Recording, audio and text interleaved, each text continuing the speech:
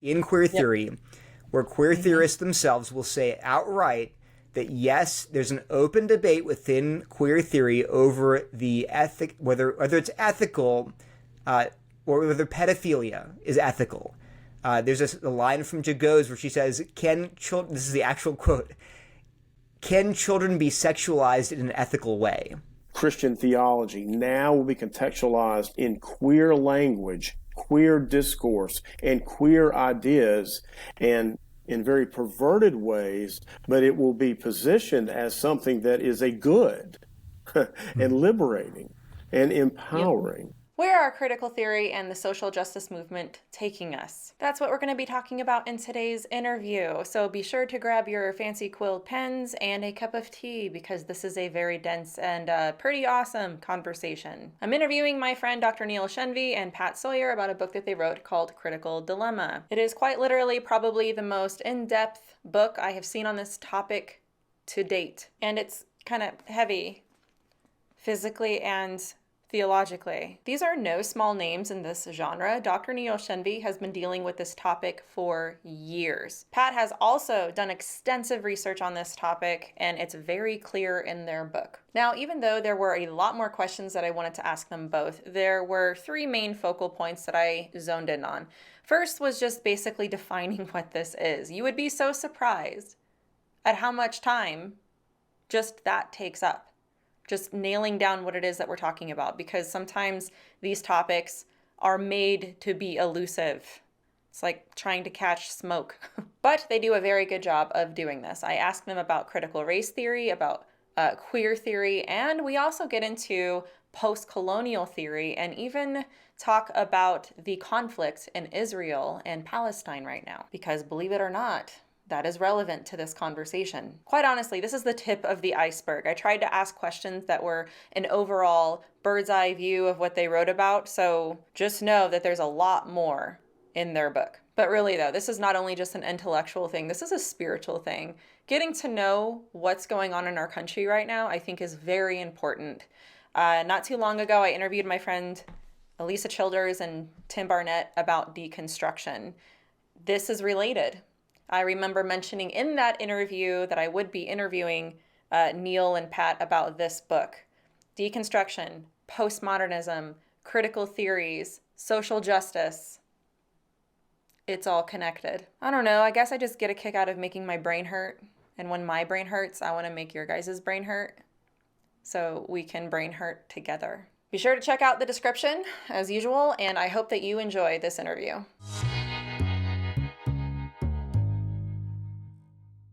Hey everybody, I'm very excited for today's interview. I am interviewing my friend Neil Shenvi and my new friend Pat Sawyer about their book, Critical Dilemma. You might have heard me mention this book in an interview I did with Tim Barnett and Elisa Childers because they are somewhat related, which we will get into shortly. But first, I want to thank you both for coming on and talking with me about your book today. Thank you, Melissa. Yeah, sure. Well, let's just jump right in. I'm really big about defining terms.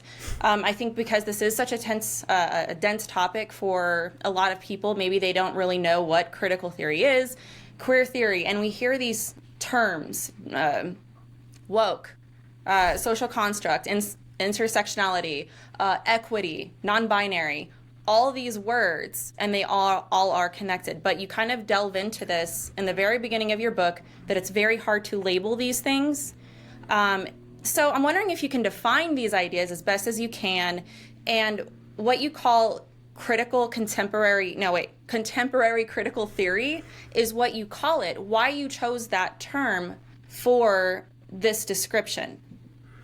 Sure. And if you really want to know all of those definitions, you got to just buy our book, because we do go through very carefully using primary sources what it means when someone talks about intersectionality, equity, social justice, non-binary.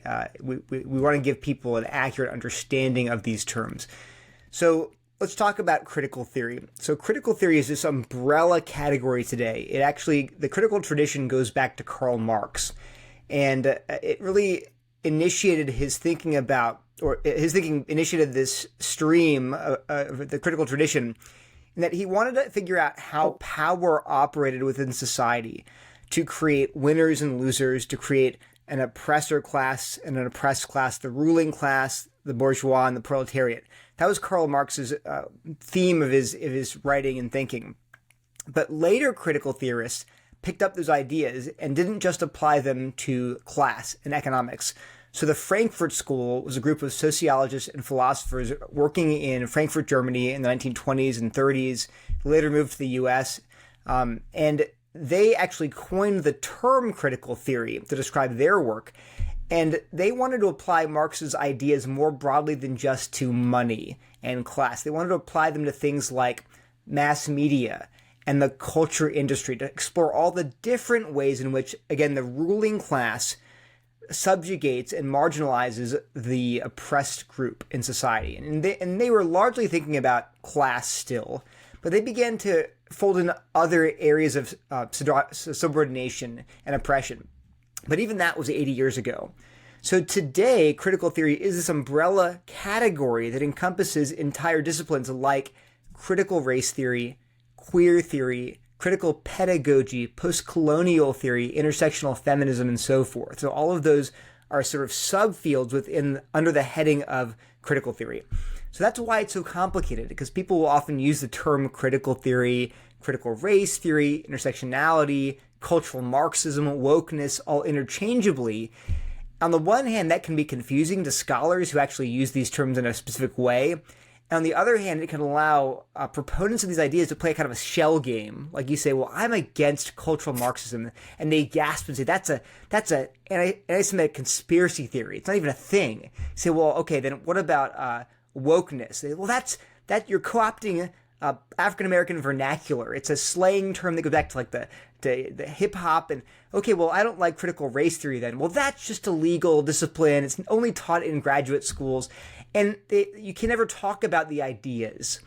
So that's why we introduce the term contemporary critical theory. It's just a helpful label. It's not pejorative. No one jumps and says, oh, that's just Marxism. They're like, what is that? Oh, excellent. Let me explain to you what we're talking about. So in our book, we lay out these sort of 4 central ideas that define contemporary critical theory. This is seen in the works of people like Robin DiAngelo, Ibram X. Kendi. These ideas run throughout contemporary expressions of critical race theory, critical social justice, feminism, queer theory. So if you understand the ideas, then the labels don't matter as much. That's why we picked the one we did. It's very neutral. And we want to focus on the ideas, not the labels, because if you just firebomb some term, like you just firebomb the label critical race theory, the problem is people just repackage the same bad ideas under a new label. They'll just call it something else. They'll call it anti-racism or whiteness pedagogy or who knows what. So we want to attack the ideas and show why they are false and unbiblical. Yeah, I actually think that's, in my opinion, I think that's actually very brilliant.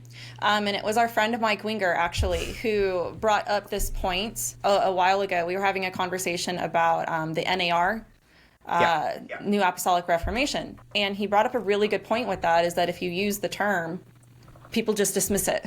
Mm-hmm. But if you talk about the idea, they have to grapple with it. And I thought that was very wise because you're being careful and mindful of your audience and what these terms could mean. So yeah, I agree with that. It's very good. Pat, I kind of have a piggyback question about this. You mentioned Karl Marx, Neil. Is it intellectually dishonest to broad brush contemporary critical theory as Marxist? Why or why not? The answer is actually yes and no. Sorry about that. Karl Marx, certainly most scholars would say that he was the first critical theorist. And okay. Neil mentioned critical theory in the Frankfurt School in the 1920s and 30s. Well, that's the Frankfurt School, that institute is where the term critical theory was coined. And that's often labeled as historic critical theory. And what historic critical theory is, in fact, is an extension and an amendment to Marxism. So there is a direct connection, certainly, between Marxism and historic critical theory.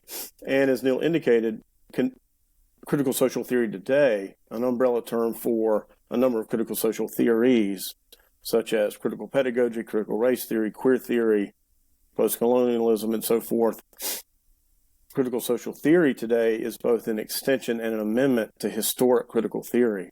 And so Marxism runs throughout critical theory. And so in one sense, it's not unfair to encapsulate critical theory and conflate it with Marxism and kind of encapsulate it with the ideas that are permeating from Marx.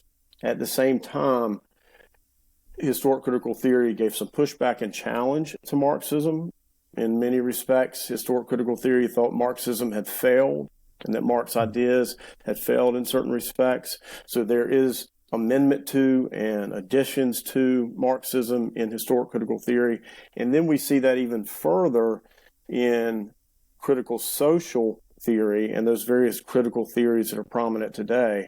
And then I would also mention that contemporary critical theory, the four major ideas that Neil and I have identified as contemporary critical theory, which have to do with the social binary, hegemonic power, lived experience, and social justice, and then broad definitions of those terms, we would argue that we are labeling contemporary critical theory based on those four ideas, not because we are arguing that these are the only four ideas in critical social theory. Critical social theory is a large, robust knowledge area with millions of words and tens of thousands of papers. Yet our convention of contemporary critical theory and those four ideas that I just mentioned, those ideas are having the most impact on the ground today in contemporary culture, in secular society, and in the church. And all of those ideas are pulled from aspects of critical social theory. And as such, Marxism is present in some form or some fashion relative to those ideas. So the answer to your question, unfortunately, is kind of yes and no. Neil and I have written this book because we do care about nuance, Melissa. So we do want terms to be defined accurately, and we do think it's a problem to indicate that there's a one-to-one conflation between Marxism and then everything that would be labeled critical social theory today. That would be a adolescent, pedestrian way to think about it and disingenuous in a lot of respects. But then on the other side, those who want to act as if that Marxism and the woke concerns of today have no connection, well, that's false too and disingenuous. So let me give you an example of why it's important. We're not just splitting hairs here. There's a practical reason that we are so precise. People will say, well, you're just mealy-mouthed and this nuanced bros. But we say, no, that's important. Semantics. Yeah, but it's important. So let me give you two reasons. Number one, these ideas have captured Fortune 500 companies, right? They've captured Google and Amazon, these very capitalist corporations. So to label it just Marxism, you're like, why on earth you think Jeff Bezos is buying into Marxism when it's going to overthrow private property? I mean, it doesn't make any sense. You can't understand why capitalists would support just a Marxism. And the answer is, well, it's not just Marxism. That's the whole point.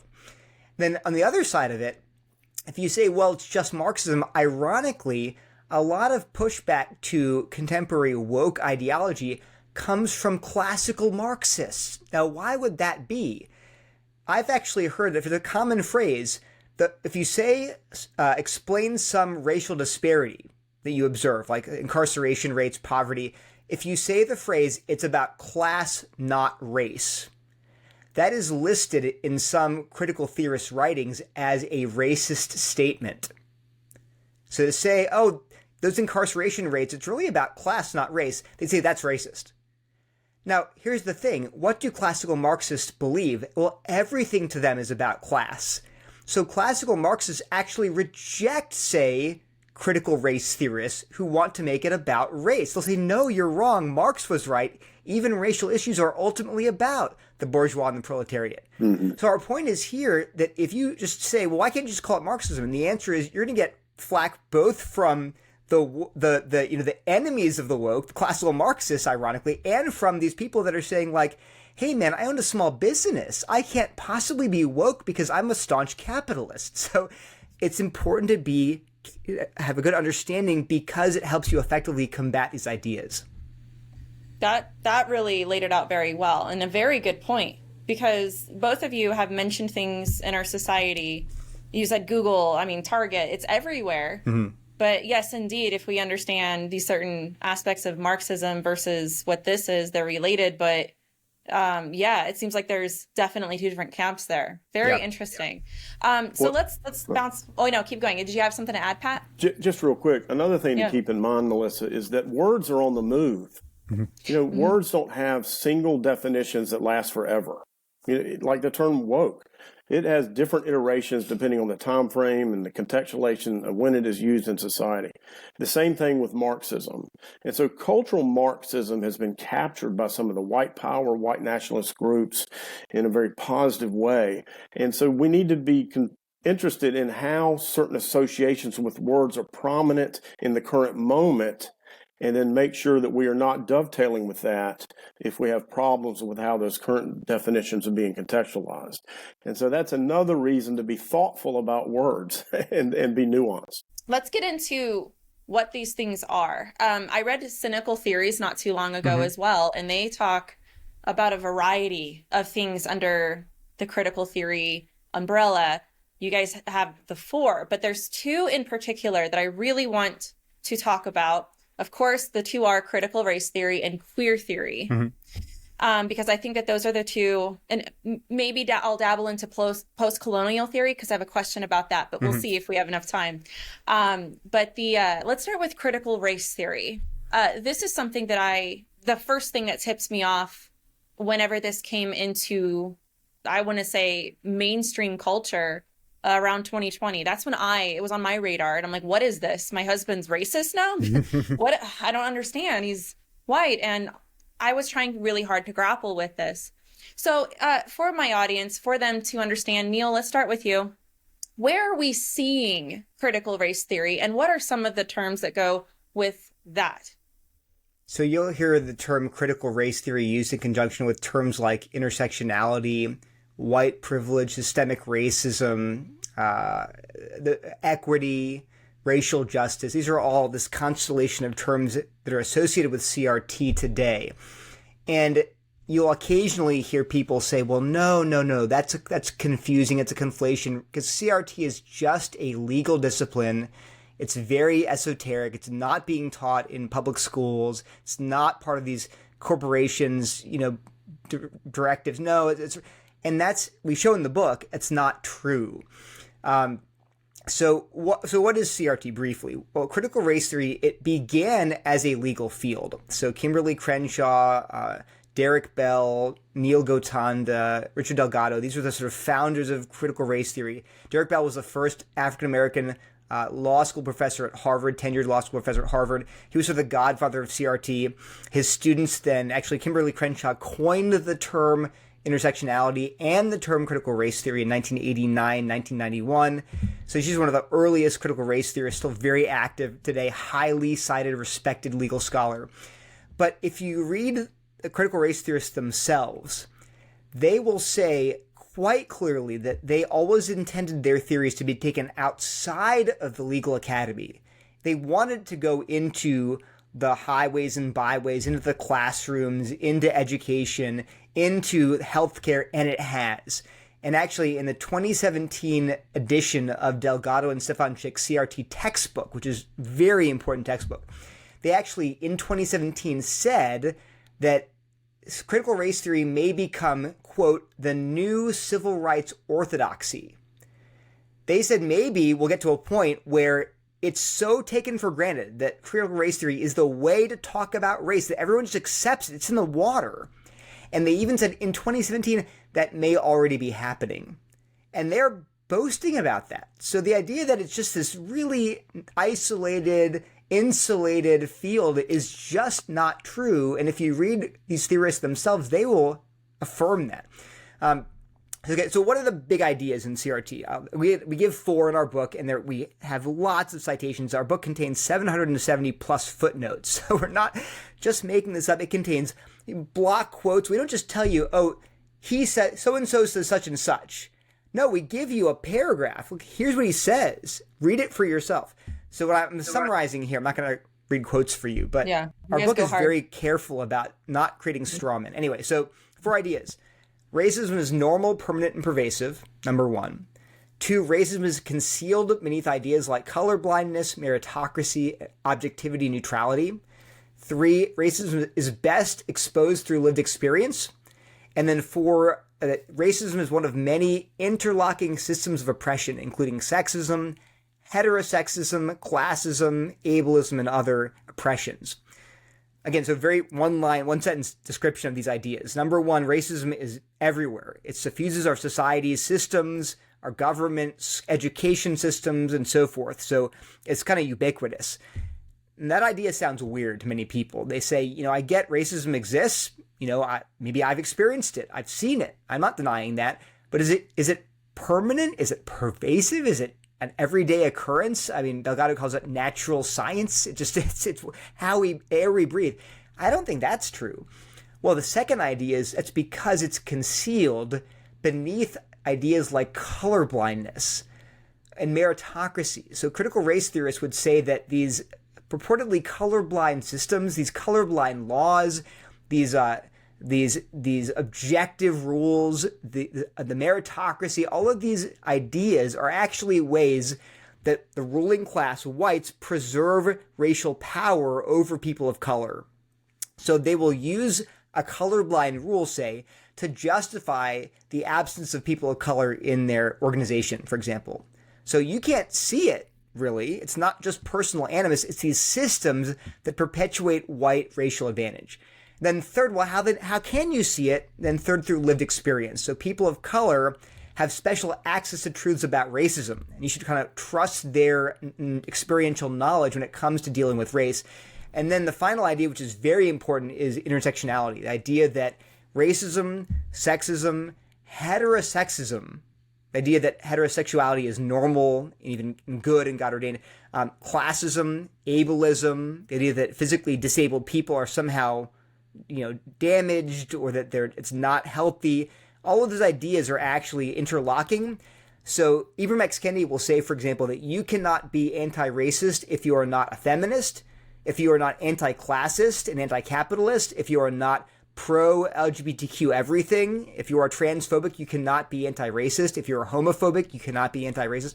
So they would argue, and they argue, this is not a new thing. This goes back to the early 90s, that critical race theory has always been part of a larger liberatory project that would free not just people of color, but women, queer people, disabled people, poor people from whatever is oppressing them. So when you hear that stuff, you're like, this is everywhere. you hear those statements, you're like, this is not just something being taught at Harvard. This is what I get from my break room at work, and I get my kids are bringing home worksheets. Yeah, exactly. It is, and the ideas are everywhere. And we give examples. Another thing on this whole conversation that maybe somebody watching, maybe they're sympathetic to CRT, that I want to ask for those viewers. And you guys spend a lot of time in the beginning of all this talking about not ignoring the horrendous beginnings of American society. You don't shy away from that. In fact, it's really cool. It actually, fun fact, just so you guys know, I read that and I actually had a really good conversation with my daughter. We had a Frederick Douglass conversation. We talked about George Washington Carver. In fact, she read, there's a series in our homeschool that we're reading about him. And it was just, in your book, though, it really started some good conversations about that. And what I want to ask you guys, because we're talking about CRT, can you recommend like slave narratives, things that people can understand and read, so that they don't shy away from it? I think that we do need to look at this and understand our past, but things that would give them insight into maybe what they've been through and will help us maybe even come on their level and talk with them. We certainly recommend Frederick Douglass. And we we recommend 3 or 4 in our book. One of the things that's important in terms of slave narratives is that you are at that juncture, when you are engaging in a slave narrative in the works of those who have written these narratives, you're getting a firsthand raw account of aspects of slavery. And that we recommend that partly because it will be, just as you mentioned with your daughter, it'll lead to a springboard of discussions around a number of issues, and also it'll help one understand the reality of our racialized history in the United States and how that history informs today. And now we're not interested in just living in the past, but obviously Jim Crow was only 2.5 generations from where we are now. And so it's important to get some history and to get some specific understanding. And I would also mention that if you remember from the book, we cover, Felix's slave petition. And and we cover that document where the slaves are trying to reason with their captors, with their slave owners. And they are reasoning from both the scriptures, from the Bible, from Christian perspective and Christian ideas, and then also just from the standpoint of trying to put together an argument, a logic in terms of their freedom. And it is, to say that it is heartbreaking is an understatement. And it really shows the spirituality of a lot of the slave population and genuine faith in the context of extreme oppression and brutality. And we think that engaging slave narratives, engaging Felix's petition, engaging some of even the speeches from Martin Luther King Jr. and a range of civil rights leaders that have done hundreds of speeches, that all these things will conspire to give people a stronger understanding of our history, which then will lead to a better understanding of how to address the issues of today. I do want to springboard to another topic, though, and that's one that kind of grinds my gears a little bit more than anything, and that's queer theory. Because, again, I have kids, and this in particular is what I deal with, not just personally, but also because it's there in front of them. It's in the books. It's at the schools. It's online. It's almost cultish how it's become in that regard. So I would love, let's start with you, Neil. First, what is queer theory? And what does it have in common with CRT when it comes to the postmodernism of how it functions? Because they're different. And queer theory, you write about this, you guys mentioned this, that it seems to be a little bit more, I want to say elusive, maybe that's the wrong word, but it seems more postmodernish in that regard. So what are your thoughts on that? What do you think about that? And this is a great illustration of why you shouldn't just conflate all of these theories, because they have their separate histories, separate origins, separate concerns. And now they have, as we show in the book, they've really come together and coalesced in the last even 10, 15 years under an intersectional framework. So today, if you pick up a modern text on the critical race theory, like Kara Bridges' CRT A Primer, that book will have whole chapters on gender and sexuality. If you pick up a text on queer theory, it'll have a whole chapter on race. If you pick up a book on disability theory, it'll have chapters on things like post-colonialism. So under this intersectional grid, these are all related topics, and you can't separate them. So that's why we're seeing these all coming sort of as a amorphous mass that we call wokeism.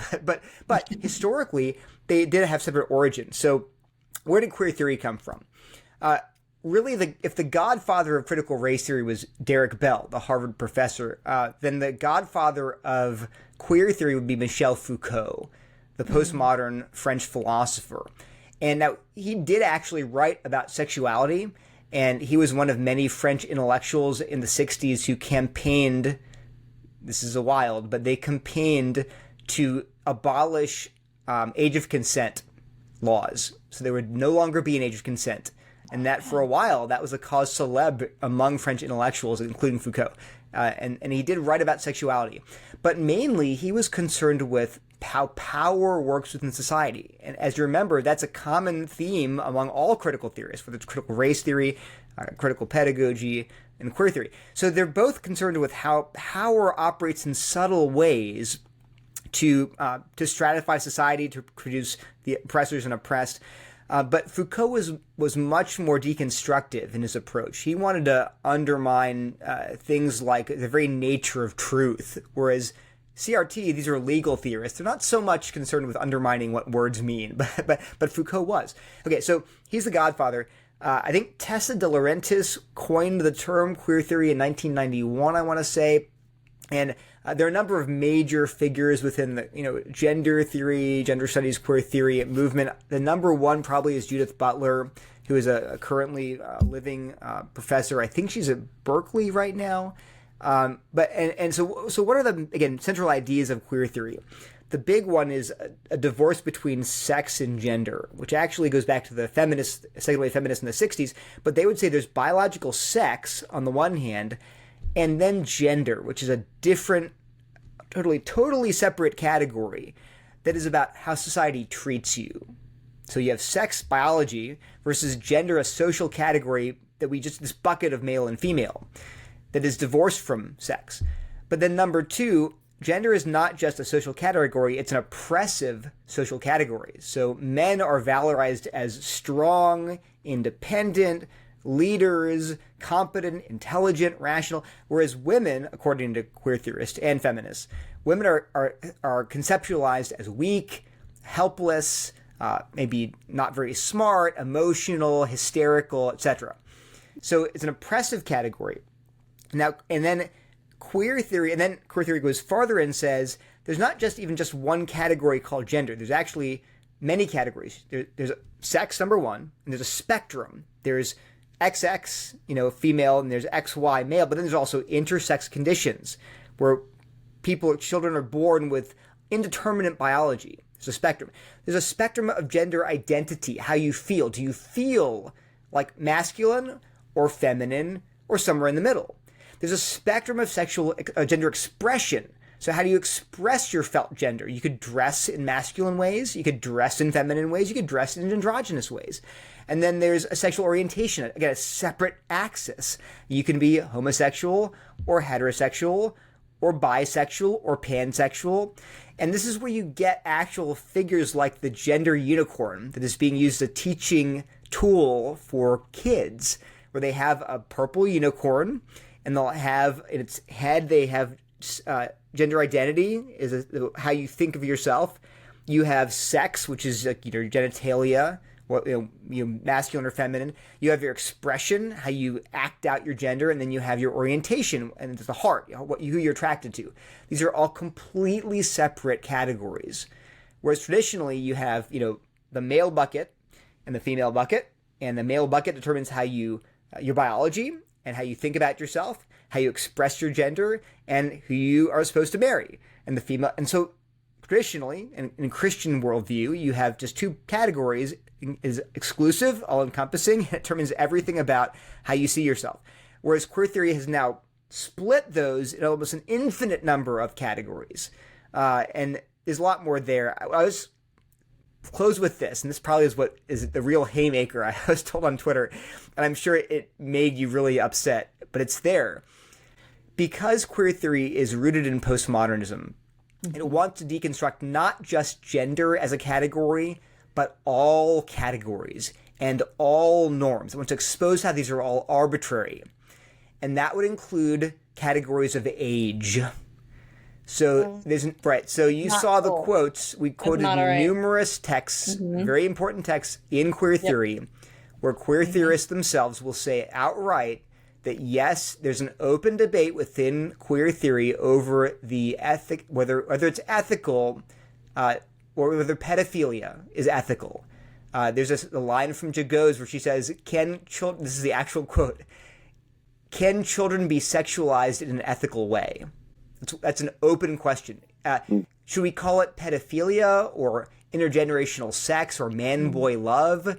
Those are all very loaded terms. So she's asking which of those should we use even to describe these affections and these orientations. So that I know that you'll go on MSNBC and they will tell you that's scaremongering. That's just that's just bigotry. And we want to tell you it's not scaremongering. We can give you dozens of sources that will say outright, yes, this is debated. Now, why? No, and it's not merely why is it a slippery slope? No. Their project is the destabilization of all norms. If you can't decide what a man is anymore, you don't know what a woman is. Those categories are contested, they're in flux. How then can you establish this firm, black and white, sharp division between adult and child? Mm-hmm. Once you cross this threshold, was it 18, 16, 17 and a half, 19? Well, how can you argue that we can't tell what a woman is, but we can tell what a child is? And magically, when you're 17.99 years old, you're a child. But when you're 18.01, then you're an adult. Now, that's their right to say, hey, that's more arbitrary than male and female. And they want to say it's all arbitrary, which is...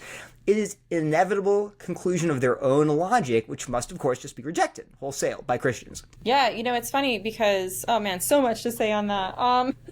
You see why it grinds my gears, right?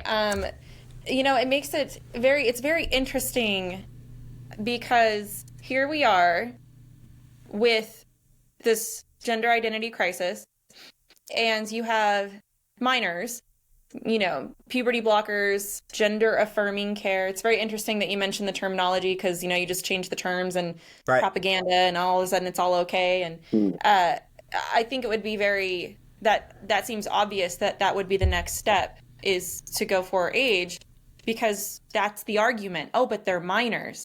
You need parental consent to get a tattoo, but you can go get hormone blockers. And it's very interesting that naturally seems like the next step for them, and 20 years ago, had you told these same people that are advocates for this today that they would be believing that gender was fluid, they would have said, you're fear-mongering and that's impossible. And so I'm glad you mentioned the slippery slope. I actually wrote that down to ask you about it. So you jumped right on that. It's not a slippery slope. Slippery slope is when you're like, if you start, eating potato chips, next thing you know, you'll be an alcoholic drunk using crack. Like, well, but why? Wait, what? Well, because they're both unhealthy. Well, there's no logical connection. But we're pointing out in the book, we showed there is an extremely logical connection. Right. Another example would be they talk about agency, freedom. Yep. All these movements are liberatory, right? You want to give people agency. And we're like, amen, yes, agency. Well, what about the freedom of children to choose their sexual partners? So, well, that's different. Well, how? They actually have a category called adultism. Like ableism, racism, sexism, there's adultism. So when adults impose their values on children and say, oh, but you're innocent, you're not sexual, you don't have the agency to choose sexual partners, and they would say that's oppressive. You have to give them the freedom to choose whether they want to be they are sexual beings. There's some really, frankly, sick stuff in the literature. And our publisher made us censor a little bit of it. You can tell what's there, but it is. Yeah. And then the last thing I'll just say, Melissa, there's a whole field called queer theology where professing Christians will apply these methods of queer theory, not just to, biblical gender stuff, but just biblical theology. And they will question categories like good and evil and sin and redemption. And are these even stable categories? And they will say outright, we're taking the methods of queer theory, and of course they're all affirming, but it's more than that. They're now going beyond just being LGBTQ affirming and saying, let's start asking, there's a quote where it says we should conceive of the Trinity as a divine orgy. It is just perverted. Unreal. I'm sorry. Wow. Yeah, no, perverted is a very succinct way to put Pat that. actually one night was reading we were up until like 4 a.m. reading queer theory literature, and he called me the next day. I just had forgotten that some of this stuff is just sick. Yeah. And it's true. He had to go to a Bible study to sort of cleanse his palate. But anyway, so yeah, I needed a shower afterwards. Yeah, Pat, that was a whole thing. I probably talked to you guys about this for the whole time. But Pat, I want to know if you have anything to add on that topic. Yeah, I would mention that you mentioned the use of language and how language Yeah. is power, and the changing of language to soften things that historically have had Hmm. perversion connected to it. We see the term minor attracted persons trying to Mm. replace uh, words around pedophilia and pedastry and so forth. I do think it's important for us to recognize two things. Certainly, there are people that are part of the LGBTQIA plus community that think that pedophilia should be outlawed and that it is a terrible thing, that it is grossly immoral. So we don't want to lose sight of the fact that there's people in the gay community that would say that pedophilia is a terrible thing. In saying that, we also need to reinforce what Neil said, that pedophilia and the attack on age as something constructed today as being oppressive relative to giving power to adults and taking power Hmm. away from children, this is part and parcel of the natural outworking of queer theory. This is not something that we are kind of layering onto the discipline to try to be provocative. By no means. In fact, we're trying to underscore what I just said. There are people in the gay community that certainly think that a pedophile should go to prison. At the same time, queer theory does, in fact, make a strong attempt to destabilize all norms, and that will mean opening the door to trying to legitimize and legalize sex between adults and non-adults and children. And this is not scaremongering. It is part and parcel of the discipline. And so we want that balance, that we recognize that there are people in the gay community that obviously think this is evil and wrong, yet at the same time, queer theory does in fact support what we're saying here. And it is logical based upon the rubric of critical theory. It is a natural step. And then nothing is left untouched or undisturbed. And as Neil mentioned, even theology and Christian theology now will be contextualized in queer language, queer discourse, and queer ideas, and in very perverted ways, but it will be positioned as something that is a good and liberating and empowering.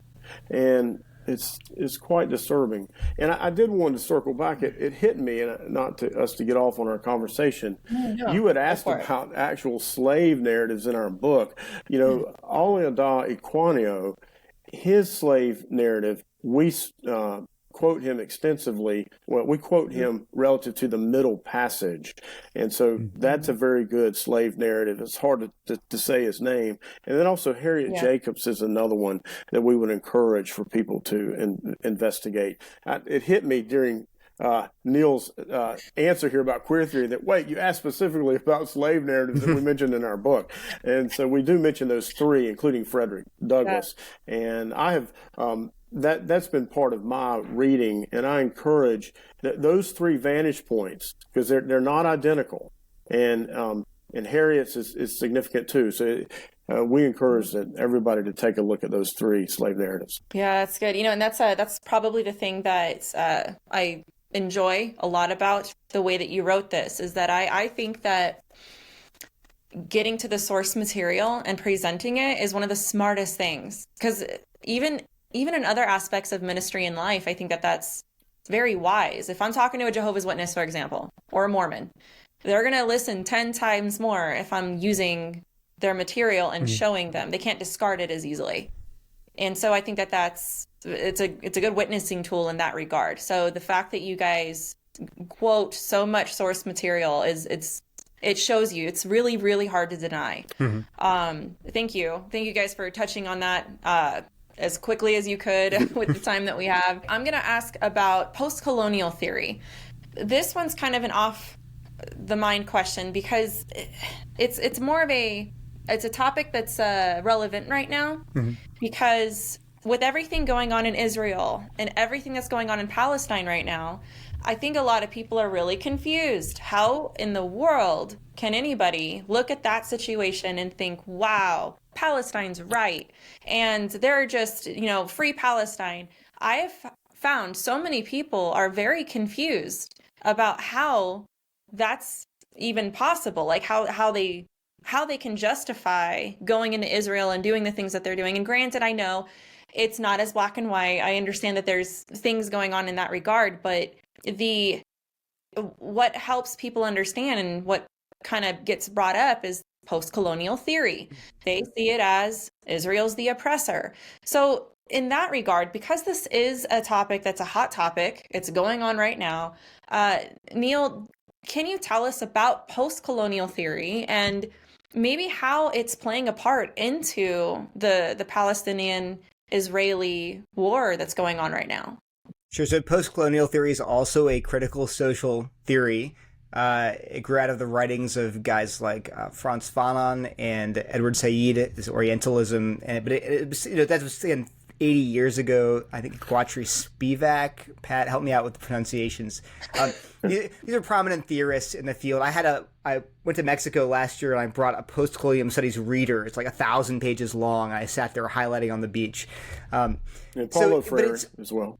Paulo Freire, of course, but he was also a critical pedagogy guy. Right. Yeah, both. But he dovetailed in both of those spheres. Sure. So, but all of these disciplines, all these critical social theories, they are basically concerned with power and how power is used to separate societies into oppressors and oppressed, right, in various ways, different language. And in post-colonial theory, it's the oppressor and oppressed categories are the colonizer and the colonized, the imperialist and then the colonized peoples.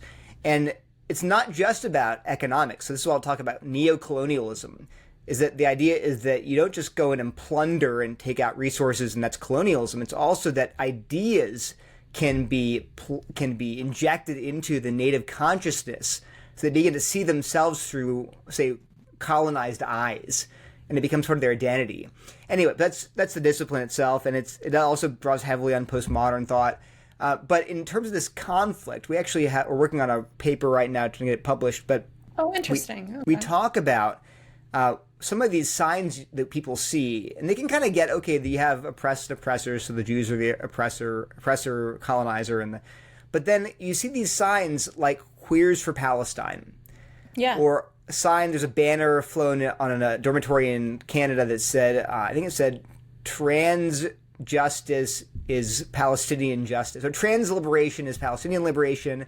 Another sign was saying, reproductive justice is Palestinian justice. And you're like, wait, where, what? And in Queers for Palestine, Hamas would not treat queer people very kindly. So, and then another example, the day after the October 7th attacks, before any response had been made by Israel, BLM Chicago, so Black Lives Matter Chicago, the organization in Chicago, the official organization in Chicago, the chapter there, posted a picture of a paraglider, a terrorist on a paraglider with a Palestinian flag in support of the terrorists. I mean, it was not just a generic Palestinian flag. It was a paraglider, which was, again, terrorists used paragliders to attack and kill 300 civilians at a music festival in Israel the day before.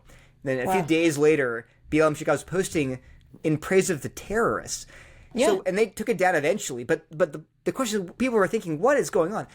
This is intersectionality, because that framework, again, it fuses all of these disciplines, so that now you can't just be a post-colonial theorist. You have to also be attuned to racism, sexism, heterosexism, transphobia, ableism, abortion rights, feminism. So they see all of these struggles as interrelated and inseparable. So if you ask them, well, where's the solidarity between queer liberation and Palestinian liberation? The answer is they're both oppressed groups.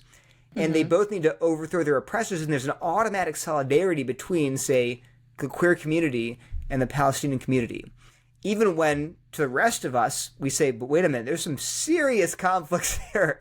But to them, it's the same liberatory project. That's the answer. And it is, for the average person, I think that was kind of a wake-up call that something really weird's going on in our culture. Yeah. Yeah, Pat, let me piggyback off of that. So the way I understand it, or understand it, is that Israel is the oppressor and the Palestinians are the oppressed. So they feel justified in going in and trying to take back their land. Do I got that so far? Simplified version of it? Sure. Yeah, Israel is positioned as the imperialist, the colonizer, the oppressor. That's right. Hamas being positioned as the oppressed, as the victim being colonized and by Israel. Sure. Yes. Okay. All right. All right. And so I guess my question is that it has a lot to do with, I guess, the history of Israel and Palestine, but how far back do these people want to go? This is always the question that I ask when it comes to post-colonial theory, because if it's about the oppressed versus the oppressed, I mean, the oppressor, that's kind of a dance then, because Israel has been there. I mean, you're talking 2,000 years ago, a Middle Eastern Jewish man named Jesus lived there in Israel. And that's kind of not debatable. So I'm wondering how they justify, and not just them, just with this particular theory in general. This is kind of like my braining about it. And I always go back to that, where I'm like, well, how far back do you want to go? Because then you're the oppressor. What are your thoughts on that? Yeah, you're bringing up a good point. The complicated history of the geographical area is irrelevant to what is taking place today. That's the mind of the critical social theorists, or particularly people that are imbibing those ideas and are in truncated form and downstream from them.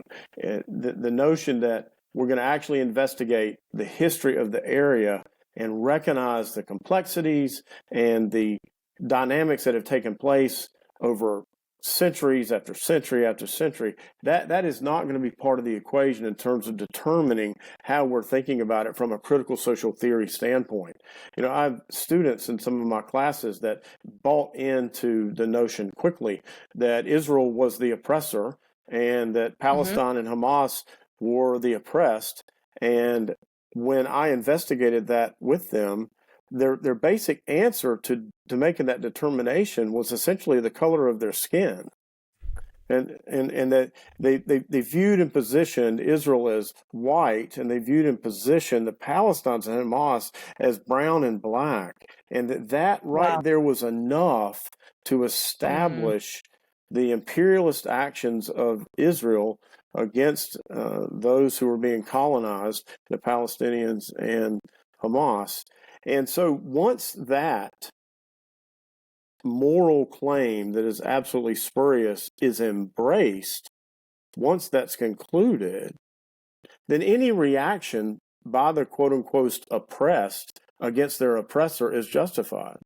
Whatever that pushback, whatever that challenge is, no matter how brutal or how terrible or how egregious or how horrible, is not relevant, because that oppressed group has the right to push back against their oppressor in any way they see fit. And so I've had some conversations with people that, wait a minute, you're trying to make a moral equivalency between a group that would sanction the rape of young girls, that somehow is morally justified because you've layered on this idea of Israel being an imperialist. And trying to get into a discussion about that and really walk through how morally illogical that is to think in those terms, you run into emotions that are wedded to this intersectional understanding of how to think about this conflict, and that logic falls by the wayside. Now, I'm not trying to be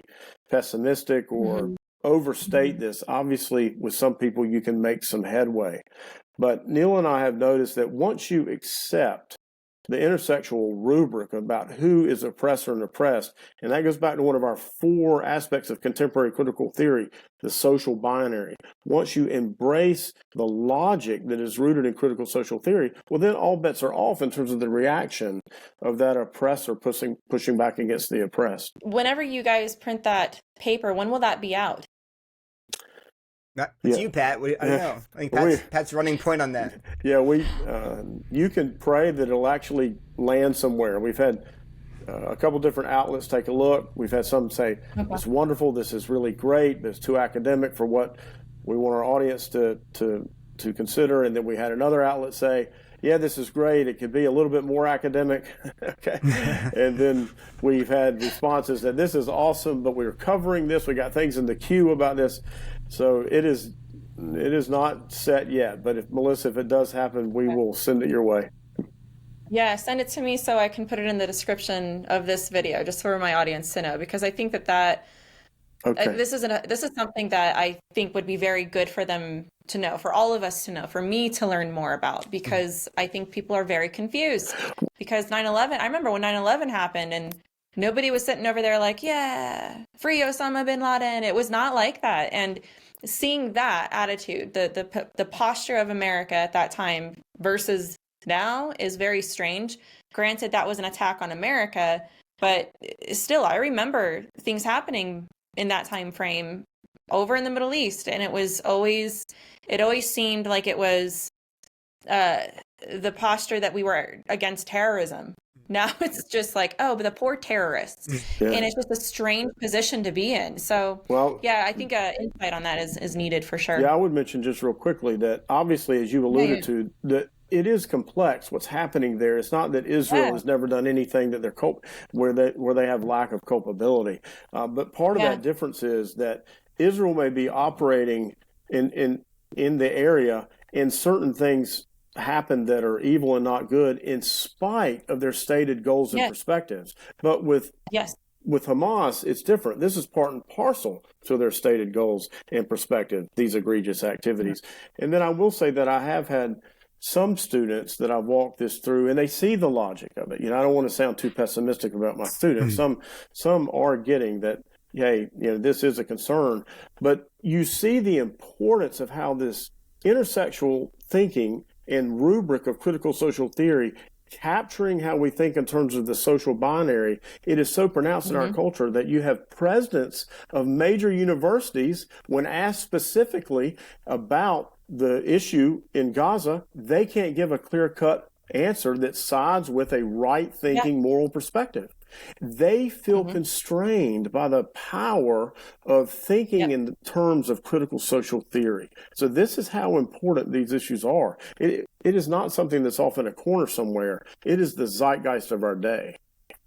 Yes, agreed, which is why your book is so important. Brilliant. This was great, guys. Thank you.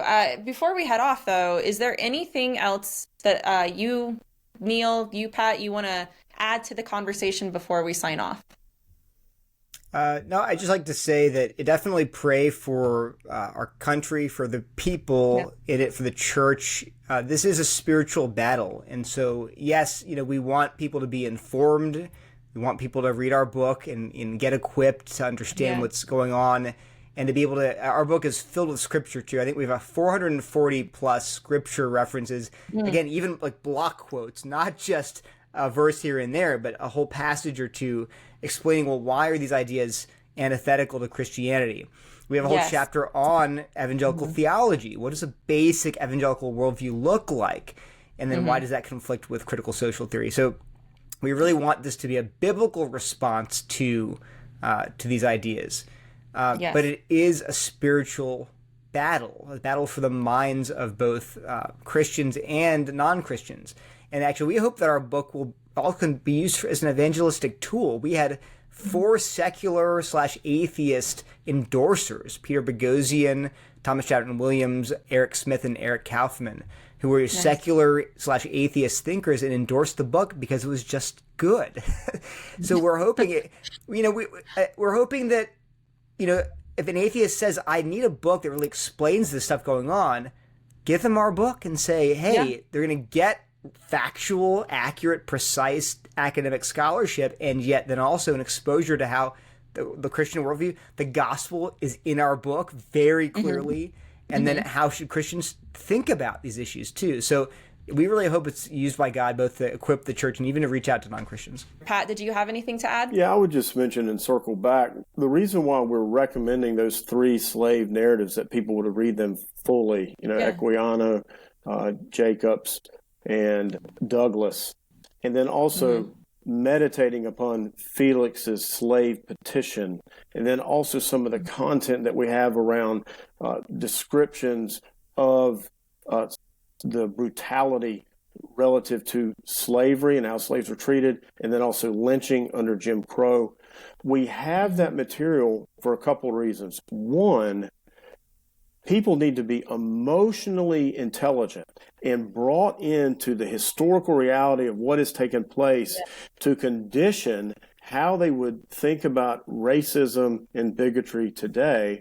And then also, it helps alert us to see why critical race theory has partly gained some ground, because it is addressing a real need. It addresses several things, but it does address the reality of racism and bigotry across racial lines. And our country has had a lot of sin and terrible things relative to this. So we need to understand why critical race theory has become so attractive. It's partly because it is dealing with an actual legitimate concern.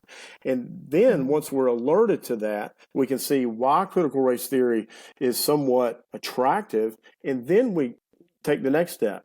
The solutions that CRT are offering are false. They're spurious. They're not the best route, but biblical Christianity, the Bible, has all the resources that we need to combat against racism, both individually and institutionally. In our book, we offer kind of a 3-part plan to push back against racism: awareness, contemplation, and action. And so we want to tell our readers that you can have a strong critique of critical social theory and critical race theory and still be fighting against racism and pushing back on it everywhere that you see it. It's not an either or. Part of the reason why critical social theory has gained ground is because some want to just act as if racism doesn't exist anymore and there's no issues to be dealt with. And we don't need to be stunted in our thinking that way and obtuse.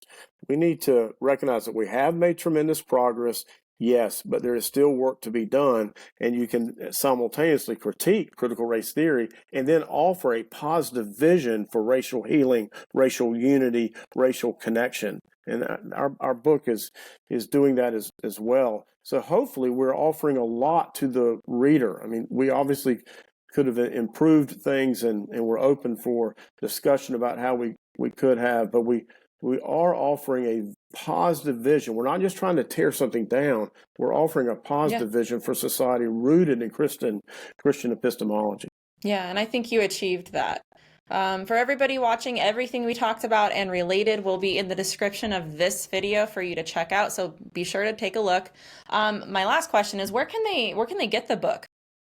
So we have a website, criticaldilemma.com. It has the book. It has links to all the wholesale people you can buy it from. It has the endorsements, a trailer, all that stuff. It's on Amazon. It's on Audible, the audiobook format. It's on Barnes & Nobles. It's at your local retailer. So anywhere books are sold, basically, you can pick up our book. All the things. Christianbook.com. And then how... Christianbook.com. Yeah. And then is there a place where my viewers might be able to follow you? Do you have social media platforms? Yeah, we're both on Twitter. So I'm at Neil Shenvi. Okay. And Pat is at... Yeah, go ahead. At Real Pat Sawyer. At Real Pat Sawyer. Yeah. And Neil's got an extensive website, and then I have one that's in embryonic form. Okay. But, yeah, it is a website, but Neil's got an awesome one. People should check it out. Yeah, I'm familiar with Neil's website, so I'll be sure to add that one as well for everybody to check out. And I want to thank you both so much for coming on today and speaking with me. Thank you. Very kind of you to have us. It's been an honor to be here, Melissa. Thank you.